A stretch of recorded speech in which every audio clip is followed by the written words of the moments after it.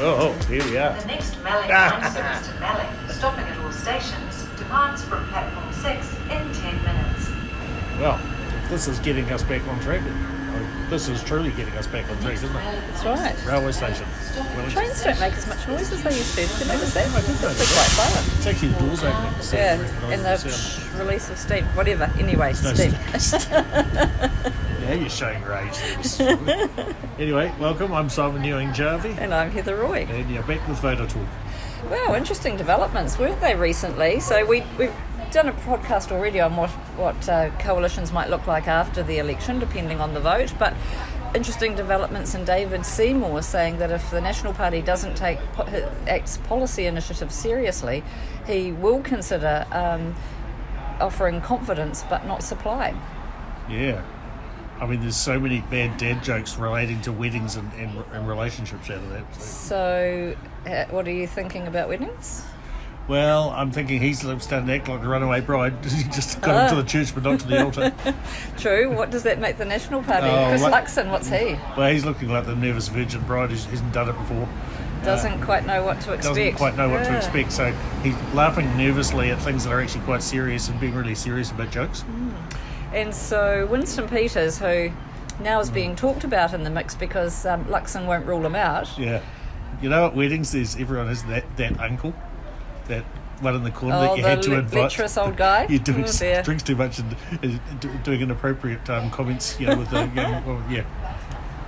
Okay, so that only leaves the Greens and Chris Hipkins. Well, someone to give away the bride. Hand them over. Exactly. The baubles of office, as we say. Yeah. Anyway, I mean, confidence without supply is very interesting when you start thinking through the permutations. It does mean that the Prime Minister, if it was Luxon, would be having to go to ACT to pass, budgets definitely, but just about every policy initiative. Jenny Shipley and Alamein Kopu. Yeah, and so I don't think anybody would ever willingly go there. No, can't afford that much furniture. It's another story though, isn't it? That is quite a different story, that one, yes. So then, of course, Matthew Hooton has come out on his Patreon page talking about what might have prompted David Seymour to have talked to media about confidence without supply. Yeah, I was interested in why he had done that. I thought, well, it's a pretty bolshy move. And I figured initially it was because Luxon had started publicly ruling out a whole lot of acts, more serious campaign policies like, getting rid of the Zero Carbon Act and a few other things like that. And he's saying, no, we're not going to do that. No, we're not going to do that. And I thought, man, you're just showing your inexperience as a politician. The cards that you have to play will be dealt at 7 p.m. on October the 14th.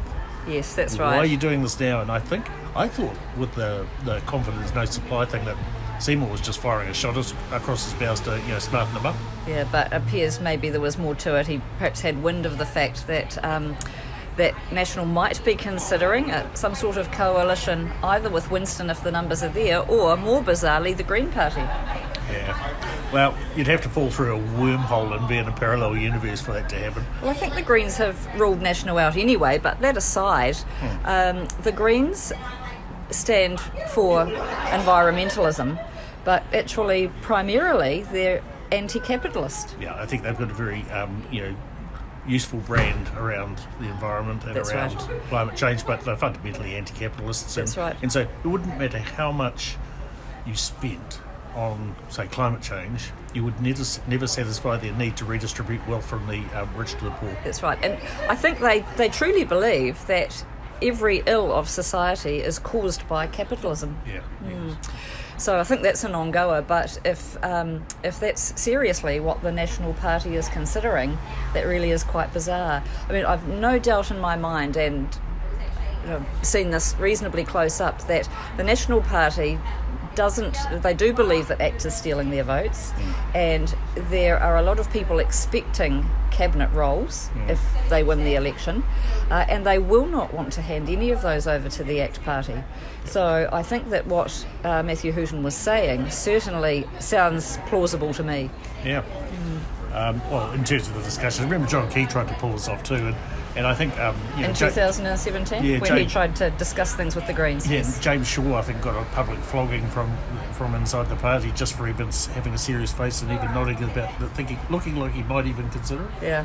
There's no way that the Greens will go into any sort of arrangement with the National Party because, amongst other things, their natural partner is Labor, and it would destroy the relationship there. That's right.